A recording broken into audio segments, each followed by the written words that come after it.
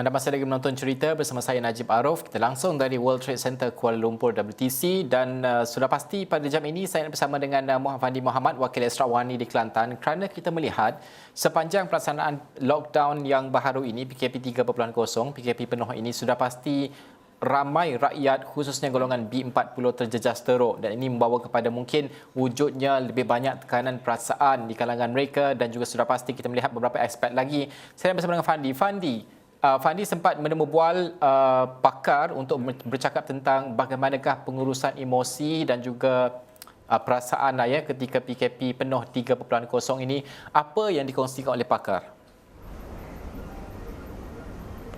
Baik, terima kasih Najib. Sebenarnya PKP ataupun total lockdown yang dilaksanakan ini telah pun memberi kesan kepada golongan pertengahan dan juga mereka yang hilang punca pendapatan.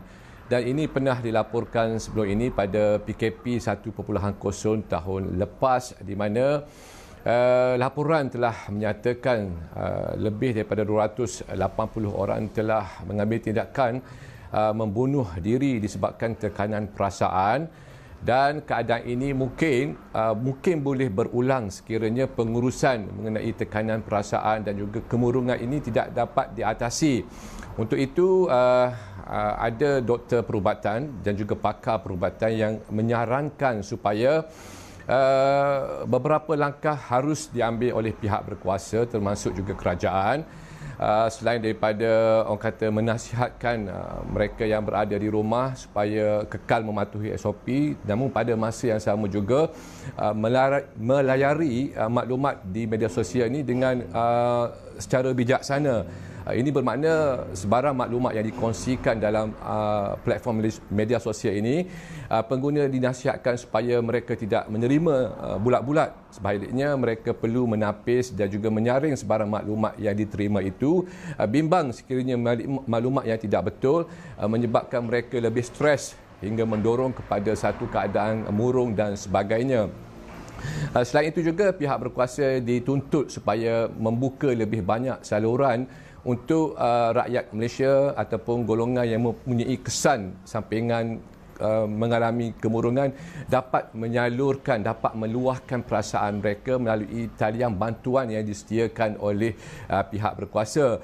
Bukan tiada pada ketika ini, namun dimaklumkan talian bantuan khidmat nasihat dan juga kaunseling ini perlu lagi ditambah ataupun diperbanyakkan lagi kerana ianya boleh memberikan option kepada pengguna ataupun rakyat Malaysia untuk mereka meluahkan perasaan dan juga berkongsi masalah yang mereka hadapi. Dan inilah yang diperkatakan oleh Dr. Hafizah, seorang pakar perubatan, berkenaan dengan tips dan juga info bagaimana untuk mengatasi tekanan perasaan sepanjang menjalani perintah kawalan pergerakan di rumah ini. Jadi kita dengarkan dulu.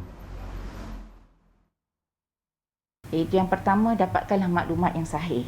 Ini dalam zaman maklumat di hujung jari, kita boleh mendapat kebanjiran maklumat.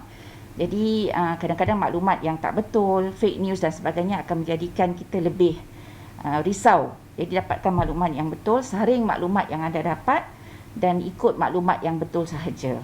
Yang keduanya, tentunya kita boleh kenal pasti apa permasalahan kita.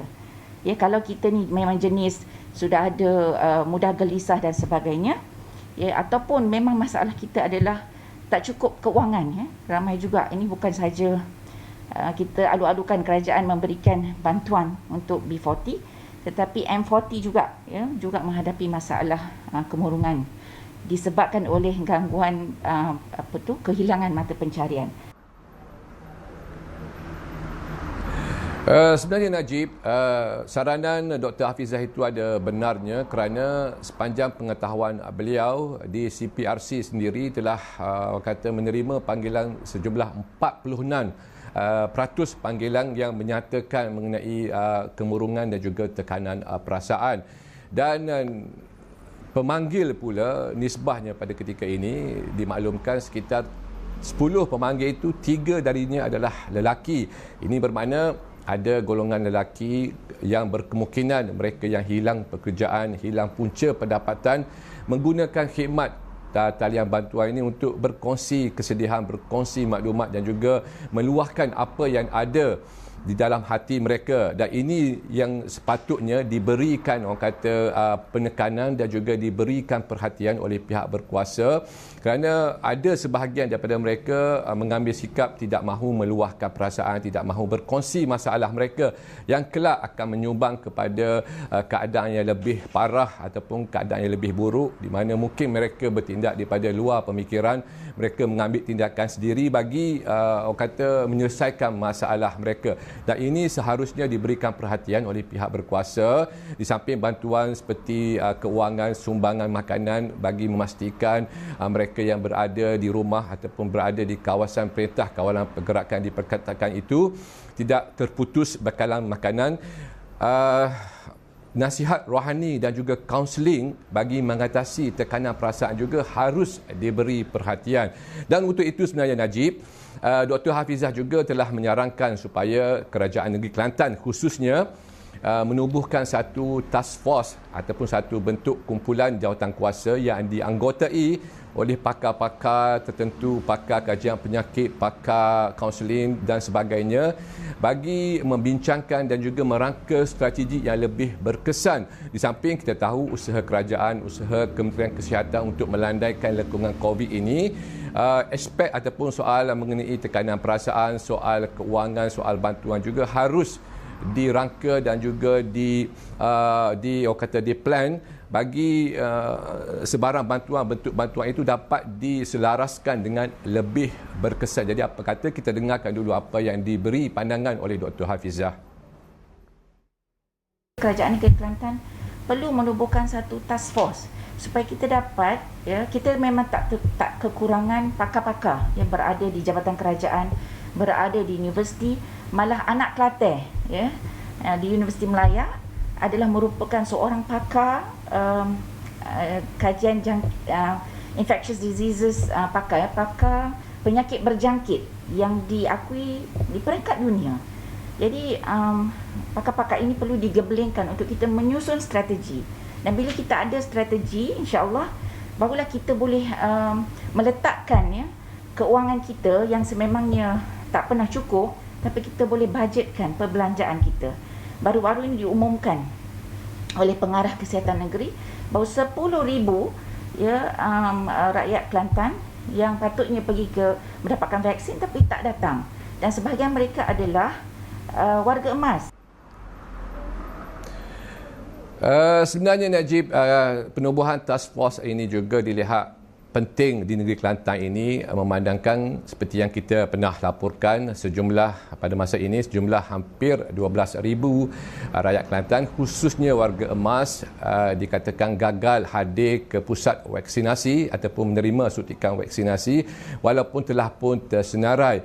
Dan hasil tinjauan saya pada minggu lepas, selepas Jabatan Kesihatan Negeri Kelantan memaklumkan hampir 10,000 rakyat Kelantan yang tersenarai sebagai penerima vaksin ini gagal hadir pada temu janji mereka, mendapati golongan warga emas ini sebenarnya tidak orang kata tahu mengenai aplikasi MySejahtera, tidak tahu mengenai janji temu mereka, bahkan ada setengah mereka tidak tahu mengenai program imunisasi COVID kebangsaan ataupun PIK ini.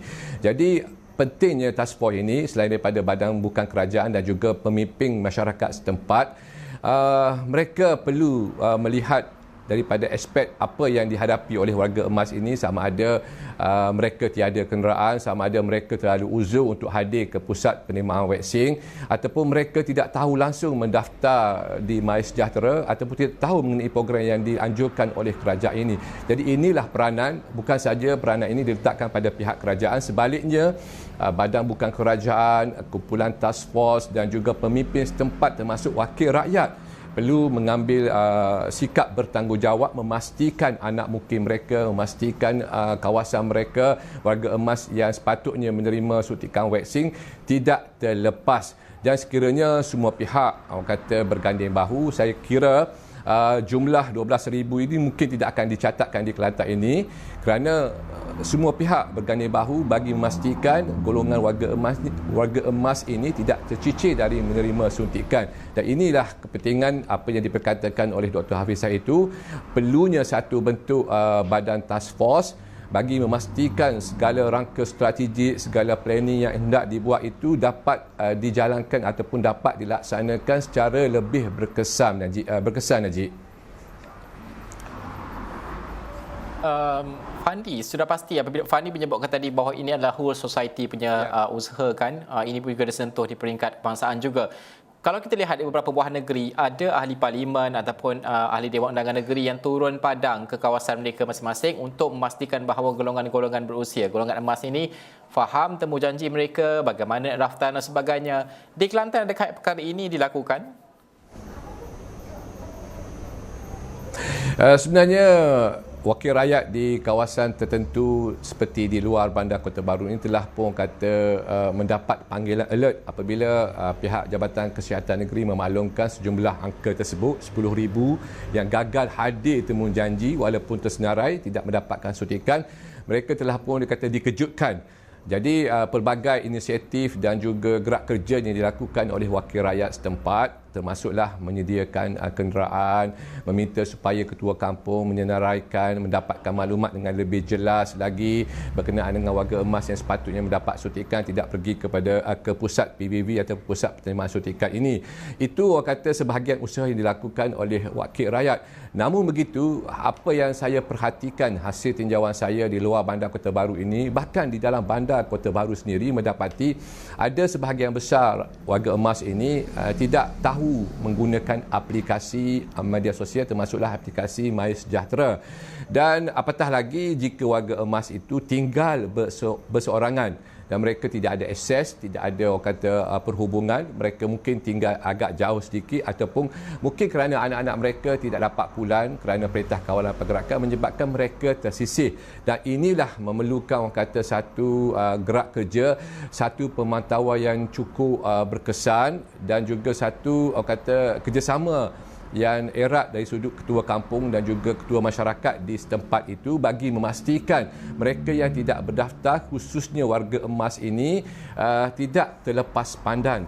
Kita tahu walaupun sejumlah hampir 12,000 yang tidak mendapat suntikan vaksin ini di Kelantan, namun hasil kajian dan juga hasil laporan yang dijalankan oleh pihak Jabatan Kesihatan Negeri Kelantan mendapati 83% mereka yang berdaftar dengan MySejahtera untuk menerima suntikan vaksin itu menyatakan kesudian mereka untuk disuntik ataupun menerima vaksin ini. Ini bukanlah bermakna rakyat Kelantan menolak vaksin ataupun anti kepada vaksin itu, namun beberapa kekangan mungkin dari sudut penerangan, mungkin dari sudut penggunaan aplikasi dan sebagainya menyebabkan usaha mereka ataupun hasrat mereka ataupun niat mereka untuk menerima suntikan itu menjadi orang kata terabai. Justru itu dalam untuk memajukan ataupun untuk menyempurnakan usaha kerajaan ini secara lebih berkesan, bukan saja Jabatan Kesihatan Negeri, bukan saja pihak berkuasa, sebaliknya ketua masyarakat, ketua kampung, Tok Penghulu ataupun penghulu mukim perlu mengambil perhatian, perlu mengambil inisiatif mereka sendiri memastikan anak mukim mereka tidak tercicir. Mereka kena buat cek, mereka kena pergi dapatkan data, mereka kena tahu isi rumah, mereka kena tahu berapa warga emas yang ada di kampung mereka supaya data ataupun golongan ini tidak tercicir. Dan inilah yang perlu dilakukan oleh ketua kampung dan inilah yang disarankan oleh pakar-pakar perubatan supaya golongan yang orang kata tidak berapa mahir penggunaan IT ini tahu mereka juga perlu menerima suntikan vaksin ini sebenarnya, Najib. Ya. Okey. Fandi, terima kasih kerana membawakan laporan tersebut. Fandi dan juga rakan-rakan setugas yang lain di negeri-negeri lain juga akan terus memerhati rapat usaha kita dalam vaksinasi ini dan juga dalam kita berjuang menentang COVID-19. Terima kasih Fandi atas laporan tersebut dan sudah pasti anda di luar sana yang menonton pada ketika ini penting untuk anda kalau sudah pun daftar dan mendapat janji temu vaksin, pergilah ke tempat janji temu tersebut untuk menerima vaksin, jangan takut. InsyaAllah tidak ada apa-apa. Sudah pun berjuta orang disuntik di Malaysia, tidak ada kes kematian dan sebagainya. Hanya alahan sedikit sahaja. Ini sudah dipastikan dan juga dijamin oleh pakar-pakar sendiri. Jadi timbulkan keyakinan tersebut, hentikan dan juga tolak sebesar-besarnya daya-daya yang menentang vaksin dan sebagainya. Ini semua berita palsu. Anda boleh dapatkan berita-berita yang sahih di berita seperti Ashraf Awani yang memaparkan saban hari tentang kepentingan vaksin tersebut. Sekian saya cerita. Saya Najib Arif. Assalamualaikum. Salam hormat.